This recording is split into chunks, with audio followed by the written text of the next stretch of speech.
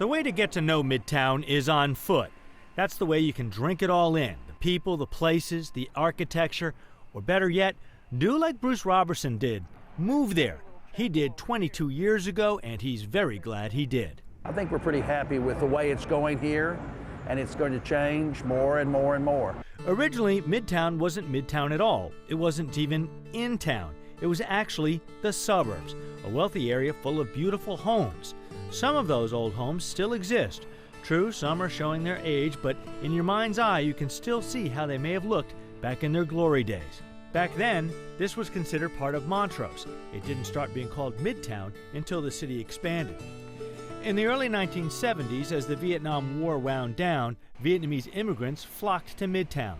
Although many of them have now moved to the west side, there are still plenty of Vietnamese-owned businesses around. Things looked pretty good for Midtown. But then came the 1980s. Then came the oil bust. It was a disaster for this part of town. Businesses closed their doors. A lot of people moved away. As a matter of fact, the area actually lost population. Well, that was then, and this is now. Things are changing. If you haven't been here recently, then you will hardly recognize it.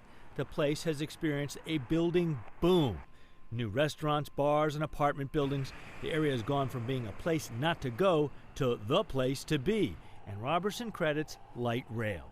Seriously believe that without this, that we would have been another 10, 12 years without any kind of movement in this area. He says the area retains its flavor because the developers have left the older buildings alone and have built on vacant lots.